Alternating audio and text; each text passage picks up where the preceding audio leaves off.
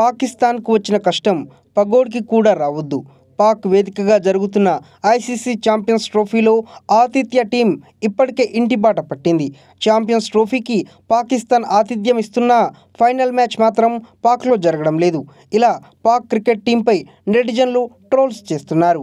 ICC champions ట్రోఫీలో భాగంగా తొలి సెమీస్లో భారత్, ఆస్ట్రేలియా తలపడ్డాయి. దుబాయ్ వేదికగా మంగళవారం ఉత్కంఠ భరితంగా సాగిన పోరులో టీమిండియా ఘన విజయాన్ని సాధించి ఫైనల్స్కు దూసుకెళ్లింది. ఈ క్రమంలో ఫైనల్స్ దుబాయ్ వేదికగా జరగనుంది.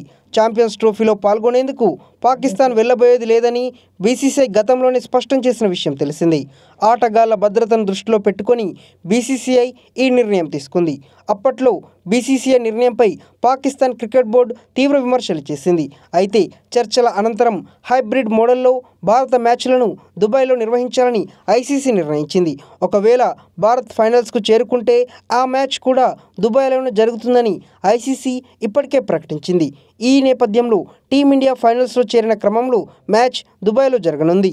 అయితే సౌత్ ఆఫ్రికా, న్యూజిలాండ్ మధ్య రెండవ సెమీఫైనల్ మ్యాచ్ లాహోర్లోని గడాఫీ స్టేడియంలో జరగనుంది.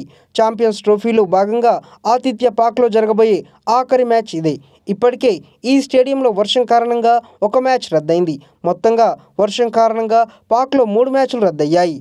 లీగ్ దశలో పాకిస్తాన్ ఓడించాం, ఇప్పుడు సెమీస్లో గెలిచి ఫైనల్ వేదికను పాకిస్తాన్ నుండి దుబాయ్కు మార్చేశాం అంటూ పలువురు నెటిజన్లు మీమ్స్ పోస్ట్ చేస్తున్నారు. ఛాంపియన్స్ ట్రోఫీకి పాకిస్తాన్ ఆతిథ్యం ఇచ్చింది, కానీ ఆడిన 2 మ్యాచ్ల్లో ఓడింది. ఛాంపియన్స్ ట్రోఫీ జరుగుతుంది పాక్లోనే, కానీ పాక్ టీం ఎలిమినేట్ అయింది.